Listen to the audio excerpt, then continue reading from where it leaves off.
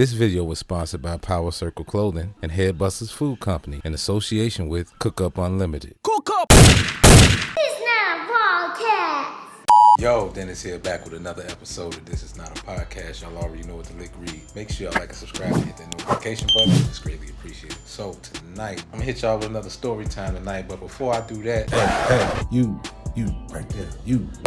Watch the videos to the end. Make sure y'all watch the videos to the end. It's greatly appreciated. And I like to take this time to thank everybody that wished me a happy Father's Day. My kids, they did their thing. They gave me my traditional cards. The wife cooked me an amazing dinner. Yeah, man, we had a time. I took it a little bit light. I ain't want to do too much. Really wasn't in the celebratory mood.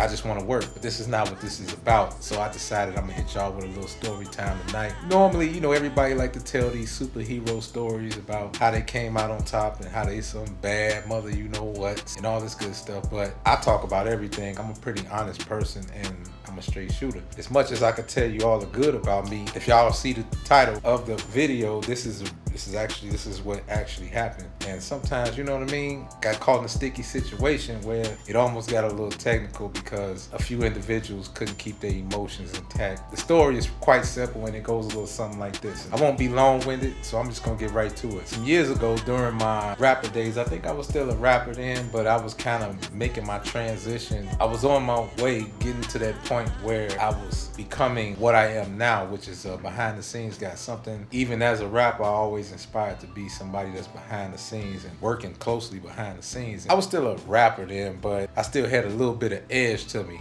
If you know me, I'm a pretty straight shooter and I'm honest about what I say, or I would tell you exactly what I think, contrary to popular belief. I don't tell you what you want to hear. I just speak my mind. In certain situations, normally, I would much rather not say anything at all, especially if I don't have nothing nice to say or if I'm giving you a lot of honest criticism, you know what I mean? We're going to talk a lot about honest criticism and how I got to this point, but we can say that for another story. We'll pick up on that on another episode. But right now, some years ago, I don't want to say nobody's names because I don't want to ruffle no feathers. And I'm pretty sure you know who you are. Y'all know who y'all are because I know y'all remember this story, but this is how it went. And as you can see, I got a smile on my face, but this is what happened. I had a partner of mine who's relatively known producer in Chicago.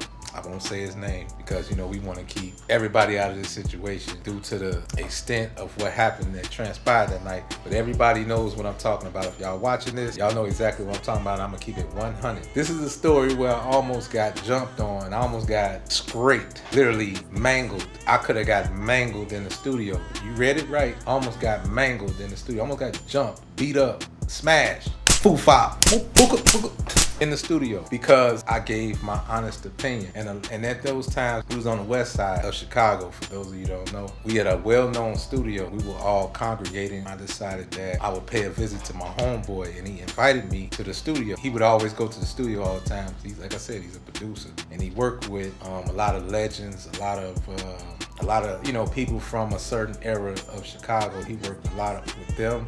He worked with a lot of people out of Chicago. I'm gonna just say that. So my homeboy used to always, talk about this and that. He would always get a little, not to say he would never get emotional, but he get real passionate. And if y'all know anything about the west side of Chicago, shout out to everybody from all my 290 homies.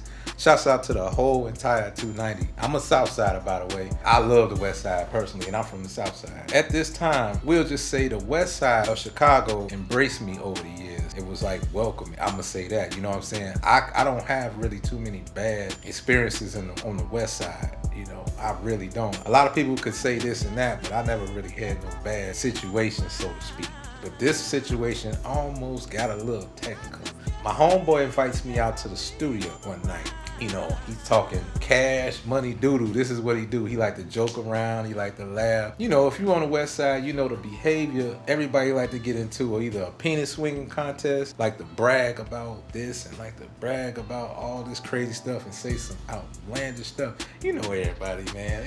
Everybody like to lie or put 100 on 10 or whatever you want to call it. He would always say things in a manner of like competition or comparing something or overly gassing a lot of stuff. And he's a person that's known for overly gassing anything, especially if his name attached to it or if he feels real strongly about something. Now, I myself, I always kind of walk to the beat of my own drum, so to speak.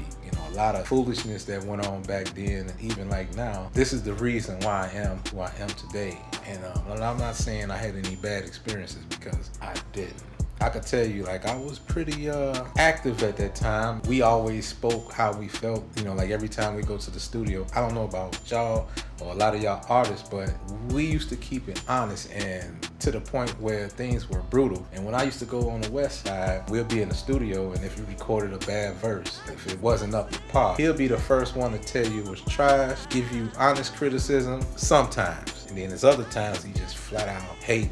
Like, especially if he has nothing to do with it, he would hate on you every now and then. I wasn't the subject in this case, and I wasn't on the hot seat this time. That's how I got pretty good in a lot of ways, because how we used to train, so to speak. We made sure the bars was up to par, because if it wasn't, you get to spitting your verses or whatever, and it wasn't up to par within the first 4 bars, he gonna say, ball it up. I don't care how cold the verse is, he gonna say, ball it up. Do it again. Moving along, he invites me to the studio. You know me, I'm not gonna turn down a studio session, especially if I'm knowing that we're going to a place where, a nice plush studio, state of the art, everything there, engineer, whatever, all the works. Y'all know what the studio vibes is like. And this particular night, he was kind of gassed. This is one of his nights where he's overly gassing.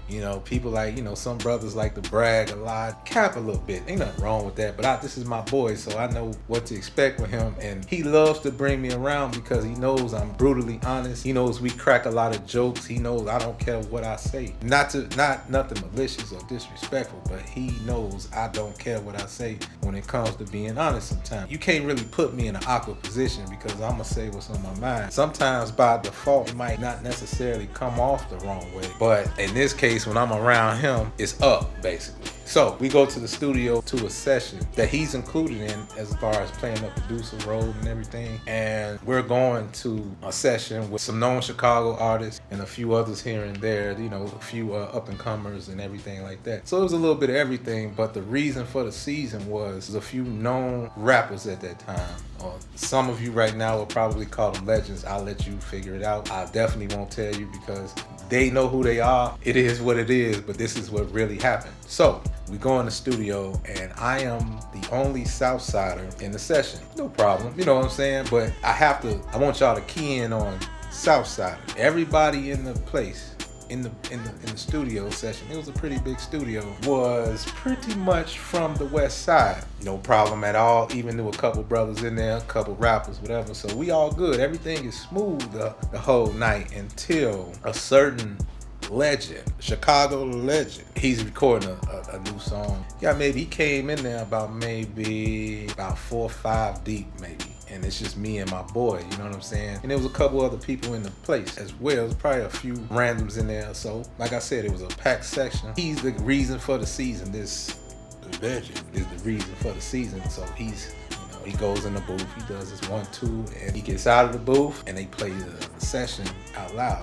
We literally sitting in on this session, everybody not saying nothing. So he records the song, the engineer do a quick light mix. He didn't really go off into the mix and mastering, but he mixed it to the point where it was like a little bit above a dry mix. But that wasn't the situation at hand per se. My boy, needless to say, he did the beat, and this Chicago legend, whatever you want to call it, I don't want to say no names, they know who they are, just walk with me, buckle up. He gets out and he does his, what I like to call the West Side Shuffle. Some people call it playing the dozens, some people call it bragging. They do it everywhere, but when you're on the West Side, if I could just walk you through the West Side Chicago, let me explain something to y'all that never been to Chicago or might not know what the climate is. And the climate of Chicago is like, depending on what side you on, it's the tale of each side. The South Side is different from the West Side. The West Side is different from the East Side. The East Side is different from the North Side. So every side has its own distinct dialect, vibe, culture, everything. And this is all in Chicago on 4 sides of the city. And the West Side, to me, when I think about the West Side, I think it gives me a down-home vibe. It gives me like a Southern vibe in a way. It's almost a little bit of Southern hospitality there. You can tell. Real player, everybody on some get money. And I could say this, that's when I knew where the hustlers was at, is on the West Side. And I could say that true hustlers, like that's the first time I ever seen a joint. Y'all don't know what a joint is. If you from Chicago,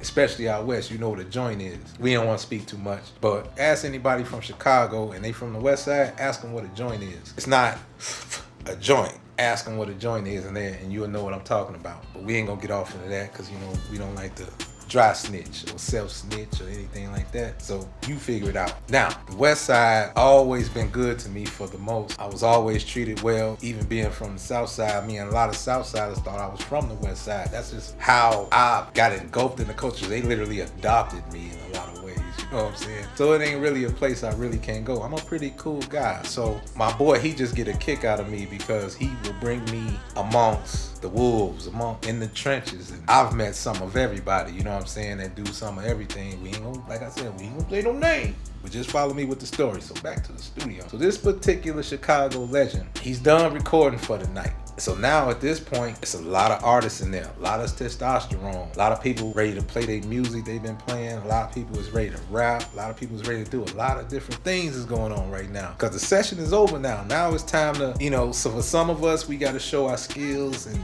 all this. So I already know what time it is, and I know why my boy brought me here. So I picked up on the vibe right away. He brought me here to chop heads off. And that's what he used to purposely bring me to studios to chop heads off. Because he would always overly gas it up. So everybody looking at me like, all right, bet. A couple brothers in there talking a whole bunch of mess. And I actually thrive on that type of stuff. So instantly I started smiling. One individual, not the Chicago legend, but it was one guy that was with him. And he says, man, you ain't on that. I don't want to say what he really said. So I'm trying not to curse, so just follow me. So he like, man, you ain't on shit.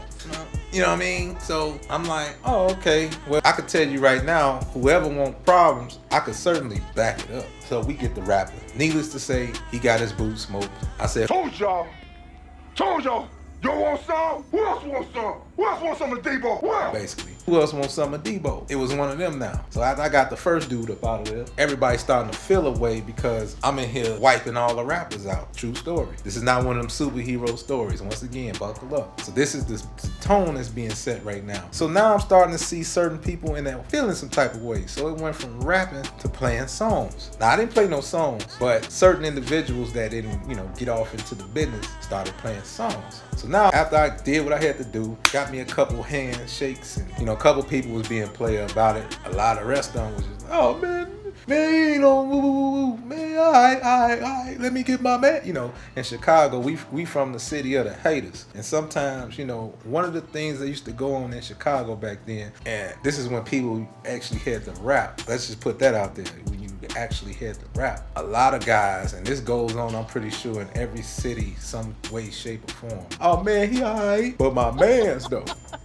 This is how they start the conversation. Instead of giving you, hey man, you snap, bro. That's what's up. And I usually give it up like that. I keep it humble. But when you cross the line, all bets are off in terms of, you know, talking smack. So now they didn't open the door, and my boy, my homie was kind of like waiting for that because he already know what's up. So he started laughing right off the bat. They don't know what's finna happen as soon as somebody asked me the right thing. Needless to say, I didn't say anything. So they all playing all this music. Then my boy, he took this time to start trying to educate me on certain people. So they played a certain rapper from the past, I'ma just say. And no disrespect to that man, because they felt the way. This is what everybody looked at me sideways. My boy, he on the computer. So he go to YouTube and he get to playing like some throwback Chicago music that I've never heard before. And everybody, you know, all the West Siders of that time, if you was from a certain era, some of them in there was reciting the rhymes and just reminiscing. So I stayed out the business, you know, I wasn't gonna say nothing. And so my boy, he looks at me like, you don't know who that is, Joe? You don't know who that is? Man, Joe. I'm like, I don't know who that is. So he get to going off. Joe, you don't know that man. He calling me the N-words, you know, I'm trying not to say, you know, I'm trying not to curse. So, motherfucker, you don't know who that is? I'm like, I do not know what that is. So they all just like having a fit because I don't know who this individual is. I said, man, sit your ass down. Sit your ass down. This is the he's the I'm trying not to, you know. So I'm like, okay. So I was not interested, wasn't moved by it. So I was pretty stoic. And they picked up on, you know, I'm like, I didn't say he was trash. I didn't say he was good neither. I just said I was totally not interested because at that time and even now, when it comes to Chicago music, I don't listen to everything. I'm gonna be honest with you. I came up, and this is not a cliche, I more so didn't really gravitate to the Chicago culture in terms of music. Like a lot of the music I just really didn't like. You know, needless to say, all my homies played certain stuff. So a lot of stuff I really didn't care for, I'm gonna be honest. Some stuff I did, a lot of stuff I didn't. That's just me because I more so gravitated to everything else more so. You know what I'm saying? My inspiration comes from different places. You rap, or if you lyrically inclined, then you know the usual suspects, whoever that is to you. That's just, you know, I don't want to just say I gravitated more so to East Coast rap. I like Southern hip hop. I like East Coast hip hop. I like West Coast hip hop. I only like some Chicago music. And to this day, I'm still the same way. I like a little more Chicago music than I used to now, more so. At that time, I was just, you know, brutally honest because, you know, everybody used to crack the South Side jokes and all that. And I don't take no offense to it. I actually think it's pretty hilarious because I got my comebacks. I crack me some West Side jokes and we do it all in fun. But this particular night, everybody was a little bit, you know, it was a few people in the room, you know, feel some type of way. So now when that happened and I start speaking my piece or whatever, now the Chicago legend guy said something in a way, not towards myself, but he played another song because now he like, all right, let me hit him with this. So now it's at a point like he almost got, it's like, not to say he trying to impress me, but at this point, ego's involved and he feel like he got a point to prove. We need to put some points on the scoreboard right quick because at this point I'm laughing because my boy is egging me on and me and him just having a conversation amongst each other like, come on, man. You know what I mean? So they all listen to what we got to say and he picked up on the vibes. And I didn't mean no harm. He played his other record and he says, what y'all think about that? You know, he started going around the room. Bam. So now I'm gonna be honest with you. The song trash. I said, oh no, please. But I didn't tell him it was trash, right? The song was trash. And this is my honest opinion. The song was trash. And I didn't react to nothing. I got a way, like when I don't want to say anything, especially if it's trash, I'm not one to make fun of nobody. I'm not one to, we might have a conversation, maybe in a car or something, or we might be talking amongst somebody, but I'm not finna out you, throw you under the bus or try to put you on blast, especially if, you know, everybody else is not being honest and not telling the truth. So I seen a lot of phoniness after that because I know like some dudes, like some of his homeboys, they was kind of forced to kind of ride with the home team, and then there was others like, oh man, it's cool, you know, they didn't want to tell them it was trash or it was alright, you know, it was decent. You know, that's another way of saying, oh man, I know. But when it came around to my mans, he was, you know, he hyping it up because again, he did the beat. So he looks at me like, man, yo, you know, he doing the whole thing. They go off into their routine. And then my boy puts me on blast and says, hey, bro, what you think about that?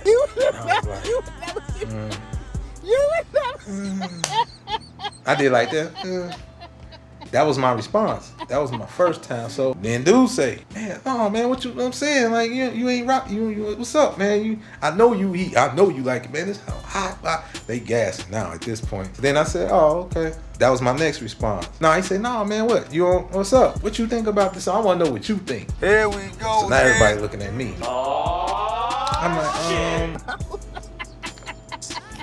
I guess. You know, I'm trying to get out of it. I say, man, you know what? It ain't about. So then I finally say, you know, it ain't about what I think. You know what I mean? Yeah, I get it. You know what I mean? I'm not dancing around the question, but more so like, it ain't really my cup of tea, bro.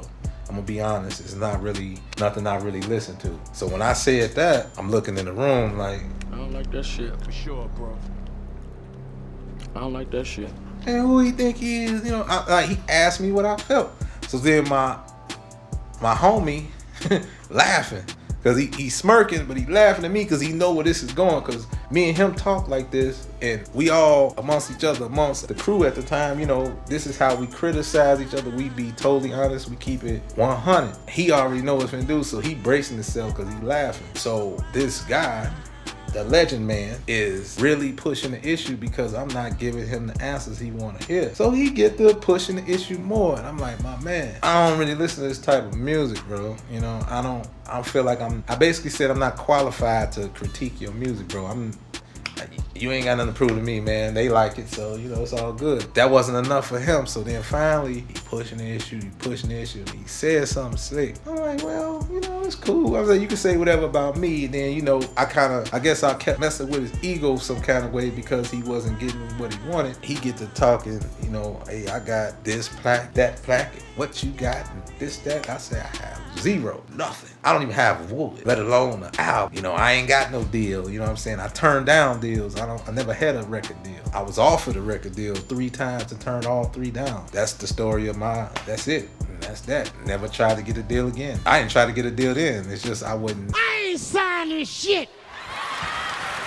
sign for peanuts. I wouldn't sell my soul. I wouldn't sell myself cheap. I knew all about that. At this point, I knew a lot about that, at least the music business at that point. So finally, we go back and forth. We jawing at each other. Now I'm in sense of humor mode, and I'm laughing. Then I finally told him, I'm like, man, this trash. And everybody just got quiet. And then you see some of his homies, and they laughing. My boy laughing. And I'm laughing. And now he really hot. So now, at this point, they all looking at me like they want to do something. So next thing I know, I'm like, look, man, the room got a little awkward. It got a little hot in there. So I'm like, you know, bro, how long we gonna be here? Because I rolled with him, so I couldn't just, you know what, I'm gonna dismiss myself from this place. Because obviously, you know, I'm not trying to kill no vibes or nothing like that. But you kept pushing the issue, asking me about this particular song or any other songs in that regard. I'm like, I wasn't impressed. But I'm gonna just flat out tell you it was trash, to the point where I'm laughing. And I'm like, I know you don't, I said, I know you don't want to rap because your ego won't let you do that, because you probably get your boots smoked, because if you can't make a song and you can't out rap me and you want to hide behind something from back in the day, you know, bro, you at that time, you might want to sit it down, bro. And that was real rap, and he didn't like that neither. So then it went from that to he want to get on some street stuff. And at that time, I'm outnumbered. Probably he came with 5, including him that's sick, and ain't no telling who else gonna help out and get the having a time stomping my ears together. And at this time, it got a little technical. So now you get some of his homies is talking reckless now. Now at that time, I'm not really wanting to tuck my tail, perhaps. You know, at that time, I'm right, you know, it's all good. Y'all got the ups, but why is it going that far? So my homie had to kind of neutralize the situation to an extent. So when the night was over, I guess that ended the night. So we leave the studio, and upon going to the car, my homie say, hit the keys, go start the car up. I'm on my way out. Let me go chop it over my mans real quick. So I'm going to the car. So as I'm leaving the studio, I'm leaving the building, I'm walking toward the car. Next thing I know, it's 3 dudes that was in the studio is coming toward the car. You know, by this time I'm walking to the car, unlock the door, the car.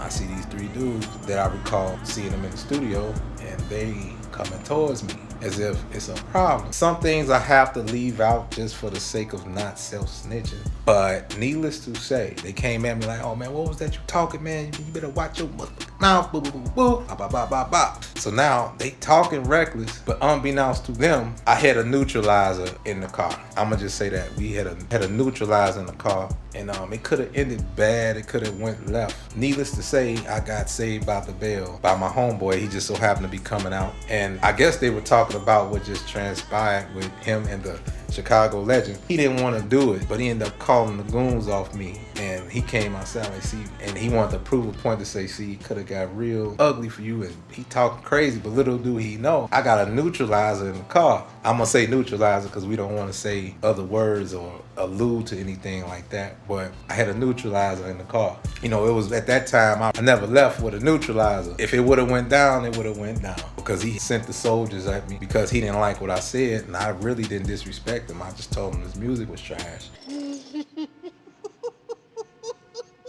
Well, it's a piece of shit. And I guess I insulted his ego. You know, it went from that to he talking fly. I'm like, okay, you know, it's all good. He hops in his Range Rover. I'm gonna say Range Rover. He wanted to let me know he's driving a Range Rover. Again, that's one of my favorite trucks, by the way, so I gave him kudos on that. He had a nice Range Rover. But however, music was trash. He had a nice Range Rover.